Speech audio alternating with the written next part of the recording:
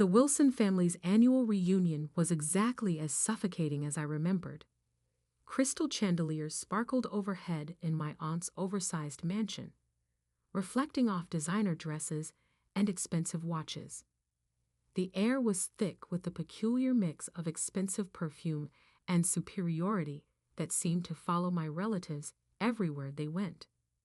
I stood in the corner, watching my cousins compete for attention with stories of their latest achievements. My simple black dress, carefully chosen to help me blend into the background, felt like armor against their judgment. "Olivia," my Aunt Patricia's voice cut through the chatter. "I almost didn't see you there. Still working as a secretary, dear." I took a small sip of champagne, hiding my smile behind the glass. "Administrative assistant, actually." "Oh," she raised a perfectly manicured eyebrow. "Still at that little consulting firm? What was it called again?" "Summit Solutions," I replied quietly. My cousin Ethan, fresh from making partner at his father's law firm, couldn't resist joining in. "Come on, Liv. I could get you a real job, something with actual career potential." I thought about the stack of contracts waiting for my signature back at my office. My real office, not the carefully maintained cover I showed the world. "I'm happy where I am, thanks." "Happy?" Aunt Patricia's laugh could have cut glass. "Darling, you're wasting your potential. Your cousins are all executives, partners, real business people, and you're still pushing paper for someone else. If only they knew that someone else was me." The story of how I built my empire in secret started 10 years ago, in this very house. I was fresh out of business school, armed with an MBA and a revolutionary idea for restructuring failing companies. I'd spent months perfecting my pitch, convinced that my family's vast business connections would help launch my career. Instead, they laughed. "Consulting?" Uncle Robert had scoffed. "Leave that to the big firms, girl. Join the family business. Start in the mailroom. Work your way up like everyone else."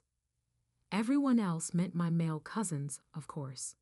The Wilson family's idea of success was strictly defined and strictly controlled. They'd built their fortune through a network of companies, each headed by a carefully chosen male heir. Women were expected to marry well or take subordinate positions, nothing more. That night, I made 2 decisions that would change everything. First, I would build my own company without their help or knowledge. Second, I would make them regret every dismissive word. Summit Solutions began in a tiny office above a Chinese restaurant. My savings covered the rent, barely. But I had something more valuable than money. I understood how companies worked, how they failed, and most importantly, how to fix them. My first client was a small manufacturing firm on the verge of bankruptcy. The owner had been turned down by every major consulting firm in the city. I spent 3 months restructuring their operations, streamlining processes, and negotiating with creditors. 6 months later, they were profitable again. Word spread quietly through business circles about the mysterious consulting firm that could save dying companies. I hired carefully, choosing people who shared my vision and my discretion. Every employee signed ironclad NDAs. My name never appeared on any public documents. I was simply the CEO. As Summit Solutions grew, I maintained my cover as a low-level employee. I kept the tiny office above the restaurant, even as we expanded into a sleek downtown headquarters. When family members asked about my job, I described mundane administrative tasks, watching their eyes glaze over with disinterest. The deception wasn't just about pride, it was strategy. The Wilson family's business empire was built on acquiring struggling companies at rock-bottom prices. My firm's specialty was saving those same companies before they became vulnerable to hostile takeovers. We worked in the shadows, quietly thwarting my family's predatory practices while building our own success. Now, 10 years later, Summit Solutions was one of the most influential consulting firms in the industry. We had offices in 12 cities, a client list that included Fortune 500 companies, and a reputation for turning failing businesses into success stories. And not one of my smirking relatives had any idea. More champagne, dear. Aunt Patricia's voice yanked me back to the present. Though perhaps you should stick to water. I imagine your salary doesn't leave much room for expensive tastes. I accepted the champagne with a practiced smile. Thank you, Aunt Patricia. How's Uncle Robert's new acquisition going? Williams Manufacturing, wasn't it?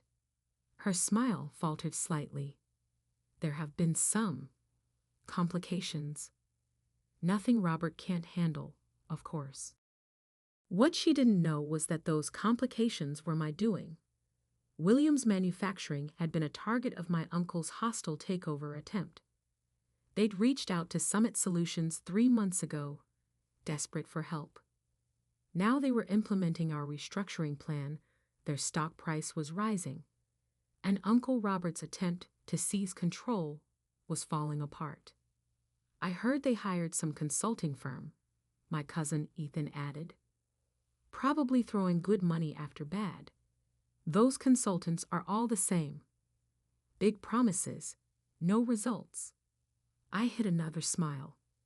Summit Solutions' fee for saving Williams Manufacturing was more than Ethan would make in 5 years at his father's firm. Oh, which firm? Summit something, he waved dismissively. Nobody important. Dad says their CEO won't even show their face. Probably some trust fund kid playing at business. My phone buzzed in my clutch. A message from my actual assistant. Emergency meeting tomorrow, 9 a.m.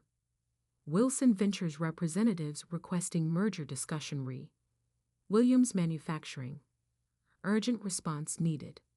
I scanned the message twice, realization dawning. They were finally admitting defeat with Williams Manufacturing. After failing to acquire the company, they were now seeking a merger, which would require approval from Williams' consulting firm. My firm. Tomorrow morning, my family would walk into a meeting expecting to strong-arm their way into a merger. Instead, they would find themselves facing the secretary they dismissed for the past decade, except I wouldn't be bringing coffee. I would be sitting at the head of the table. Everything all right, dear? Aunt Patricia asked, noticing my expression. I finished my champagne and gave her my brightest smile. Perfect, actually. I should head home. Early meeting tomorrow. Oh? Taking notes for someone important? Something like that. I replied, already planning what I would wear. Something exactly like that. The next morning, I stood in my private elevator, ascending to Summit Solutions' executive floor. Gone was the simple black dress from last night's reunion. Today, I wore a tailored channel suit in deep navy, a power color for a power move. My assistant, Maya, waited at the elevator doors with a tablet and knowing smile. The Wilson Ventures team arrived early, she reported as we walked. Your uncle seems particularly anxious to meet Summit's CEO. I'm sure he is. I checked my reflection in a glass wall. Perfect. Are they in the main conference room? Yes, along with Mr. Harrison from Williams Manufacturing. Maya's eyes sparkled with anticipation. Your cousin Ethan is there too. Apparently, he insisted on handling the legal aspects personally. I smiled, remembering Ethan's condescending offer of a real job just yesterday. Who else from the family? Your Aunt Patricia came as moral support, though she's not officially part of the meeting. And your cousin James, he's representing Wilson Ventures' finance department. A perfect audience. I checked my watch. 8:57 a.m. Had they been served coffee? Your aunt complained that there was no one to serve it. Maya's grin widened. I told them the administrative assistant would be in shortly. I almost laughed. For 10 years, I'd played the role of invisible support staff whenever family members visited the office. They never looked closely at the quiet woman who brought their coffee or took their coats. It had been the perfect cover. "Give me 2 minutes," I said, "then bring in the contracts." I could hear voices through the conference room's heavy doors. My uncle's authoritative tone, Aunt Patricia's sharp laugh, Ethan's smug commentary. Taking a deep breath, I pushed the doors open. The conversation stopped abruptly. My uncle sat at one end of the long table, apparently having assumed the power position. Ethan and James flanked him, both in expensive suits that screamed family money. Aunt Patricia perched nearby, examining her manicure with practiced disinterest. Mr. Harrison from Williams Manufacturing sat alone on the other side, looking uncomfortable. Finally, Aunt Patricia sighed. "We've been waiting for coffee for." She stopped, really looking at me for the first time. "Olivia? What are you wearing? And why aren't you carrying coffee?" I walked calmly to the head of the table, the seat directly opposite Uncle Robert. "I don't serve coffee anymore, Aunt Patricia. In fact, I never really did." "What is this?" Uncle Robert demanded. "Where is Summit's CEO? We were promised a meeting with the actual decision maker." "You have been." I sat down, enjoying the confusion on their faces. "I am the CEO of Summit Solutions. I have been since I founded the company 10 years ago." The silence that followed was deafening. Ethan's mouth opened and closed like a fish out of water. James dropped his pen. Aunt Patricia's perfectly maintained composure cracked. Uncle Robert recovered first, his face reddening. "This is absurd. You're a secretary." "No," I said calmly. "That was a cover. A very effective one, apparently, since none of you ever looked past it. You were so convinced I couldn't be successful that you never noticed I already was." Maya chose that moment to enter with a stack of contracts. She distributed them efficiently, then took her place standing behind my chair. "These documents," I continued, "outline the terms under which Summit Solutions will consider approving the merger between Wilson Ventures and Williams Manufacturing." "Consider approving?" Ethan sputtered. "You can't be serious. This is a joke, right? Some kind of elaborate prank?" I pulled out my phone and projected Summit's latest financial statements onto the wall screen. Summit Solutions currently manages over $12 billion in client assets. We have a 94% success rate in corporate restructuring, and our approval is required for any major changes to Williams Manufacturing's business structure. I smiled at my stunned relatives. "Does that look like a joke to you?" "This is impossible," Aunt Patricia whispered. "You're nothing. You've always been nothing." "That's exactly what you were meant to think." I turned to Mr. Harrison. "Would you like to explain to my family why you chose Summit Solutions over Wilson Ventures' original offer?" Mr. Harrison straightened in his chair. "Summit's reputation is unparalleled. When Wilson Ventures attempted their hostile takeover, Summit's restructuring plan saved our company. We've increased profits by 47% since implementing their strategies." "Restructuring plan?" James looked like he might faint. "The plan that destroyed our acquisition attempt. That was you, among others." I began listing cases on my fingers. Peterson Electronics, which you tried to acquire last year. Maritime Shipping, which you underbid on last quarter. The Davidson Group, which mysteriously recovered just before you could buy them out. I leaned forward. For 10 years, I've been quietly undermining every predatory acquisition attempt your company has made. Uncle Robert's face had turned an alarming shade of purple. You deliberately sabotaged family business. No, I corrected. I built my own business, one that helps companies survive instead of devouring them for parts. The fact that it interfered with your plans was just karmic bonus. This is ridiculous, Ethan declared, standing up. I'm calling our lawyers. Sit down, Ethan. My voice carried an authority that made him freeze. You really should read those contracts in front of you, the ones your firm spent months trying to secure for this meeting. I watched realization dawn on his face. That's right. Your law firm's biggest client this year. That was me too. Maya stepped forward with another document. This is a summary of Summit's current market position and liquid assets. You'll note that we're now in a position to acquire controlling interest in Wilson Ventures if we choose. The room erupted in chaos. Aunt Patricia was practically hyperventilating. James was frantically checking the numbers on his phone. Ethan had collapsed back into his chair, looking shell-shocked. This is blackmail, Uncle Robert growled. No, I said quietly. This is business. The kind you taught me, I'd never be capable of handling. I stood up, smoothing my jacket. You have until 5 p.m. today to review the merger terms. They're very generous, considering our position. If you decline, Summit Solutions will begin purchasing Wilson Ventures stock on the open market tomorrow morning. I headed for the door, then paused. Oh, and Aunt Patricia, that champagne you so graciously offered me last night. I own the vineyard that produces it. Bought it last year. The coffee you were so desperate for this morning.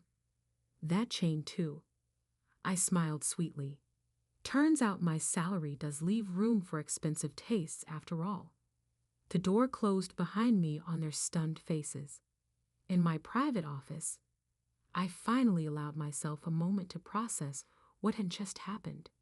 10 years of careful deception, of playing the invisible underachiever, had led to this moment. Maya appeared with a real cup of coffee, my favorite blend from my own coffee chain. Was it worth the wait? I thought about all the times I'd served coffee in this very office, watching my family dismiss me, underestimate me, write me off as nothing more than a secretary. Every single second. My phone buzzed. Messages already pouring in from family members who must have heard about the meeting. I silenced it without looking. They'd have plenty of time to process their new reality. Right now, I had an empire to run. And for the first time in 10 years, I could finally do it without hiding who I really was. The next 48 hours were exactly what you'd expect when a family built on power and appearances suddenly discovers they're not at the top of the food chain anymore. The messages started pouring in almost immediately after the meeting. Aunt Patricia, darling, let's discuss this over lunch. You always were my favorite niece. Ethan, come on, Liv. We were just joking around. Families should stick together. James, you can't do this to us. We're blood. I ignored them all, focusing instead on the rapid-fire emails from Wilson Ventures board members. They weren't stupid. They could see which way the wind was blowing. By noon, they had scheduled an emergency board meeting. By 3, they had voted to accept Summit's merger terms. Uncle Robert, predictably, didn't go quietly. You've betrayed this family. His voice echoed through my office as he barged in unannounced. Maya moved to intervene, but I waved her off. Let him have his moment.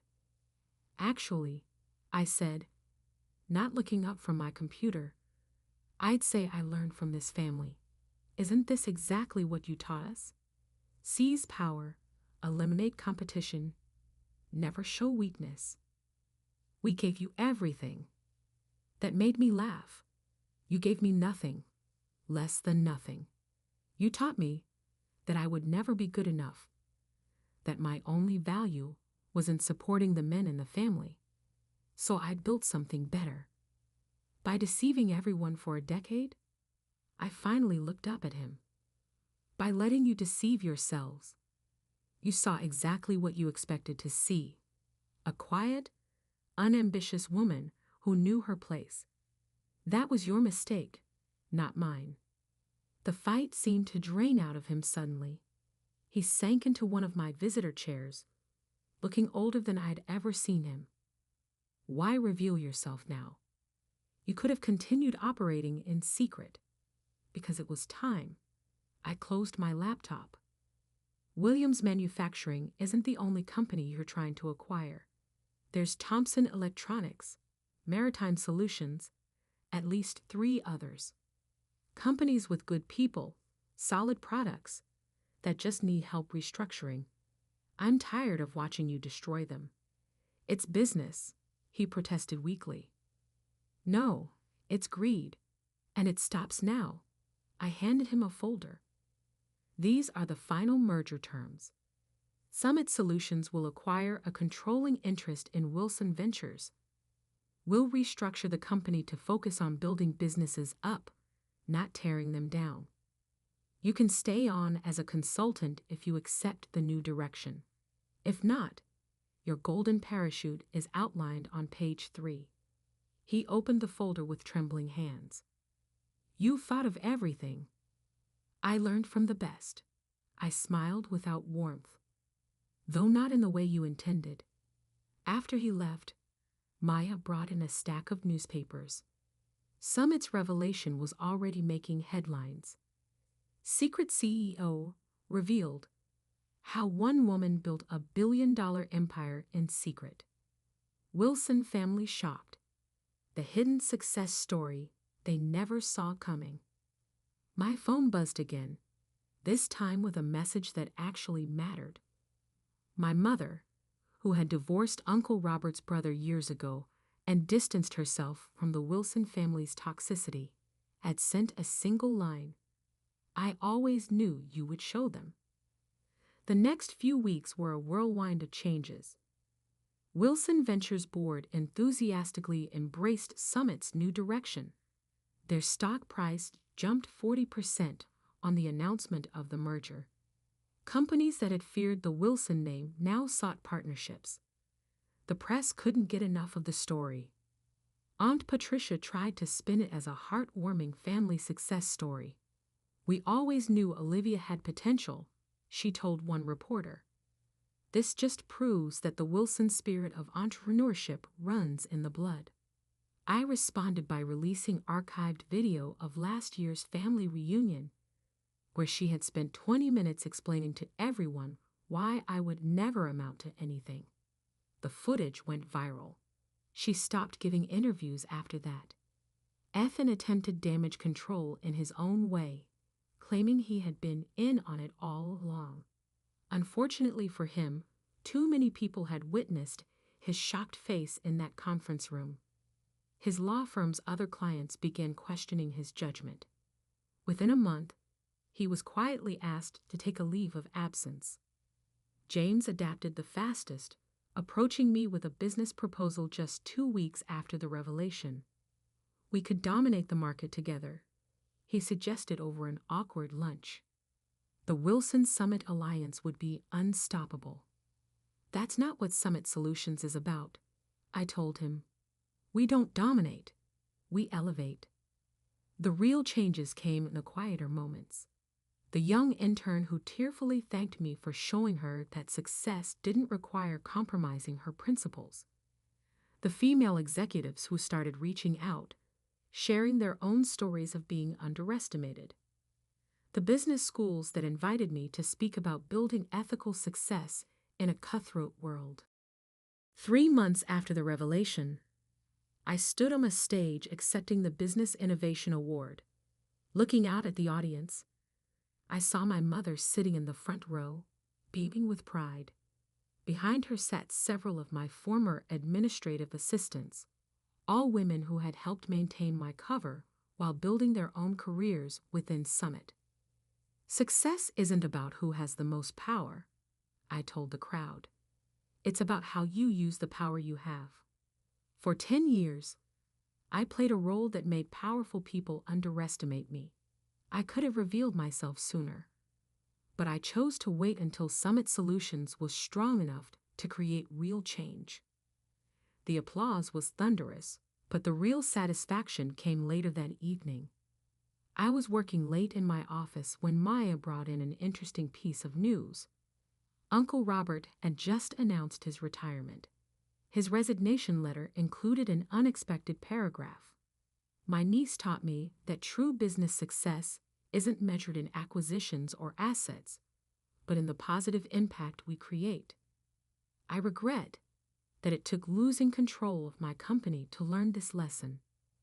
I leaned back in my chair, thinking about the long game I had played.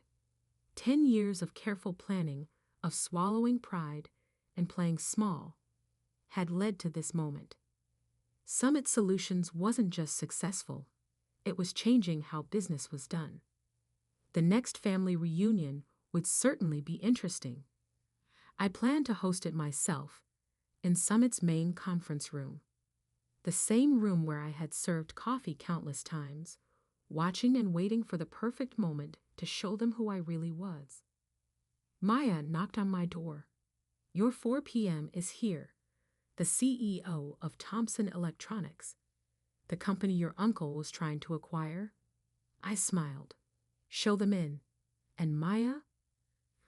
Bring coffee for everyone. The good stuff from our chain."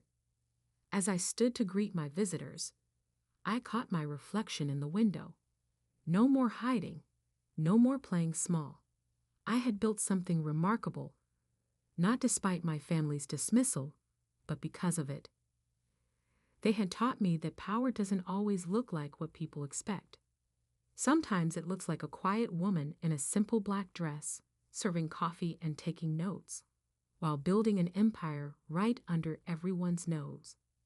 The tabloids called it revenge. The business papers called it strategic genius. But for me, it was simply justice, served one corporate takeover at a time, with a side of perfectly brewed coffee. And somewhere, in a small office above a Chinese restaurant, my original desk still sits. I keep it as a reminder that success doesn't always wear designer labels or demand attention. Sometimes it works quietly, patiently, building something extraordinary while the world looks the other way. That's the real secret to success, not the power you show, but the power you build when no one's watching.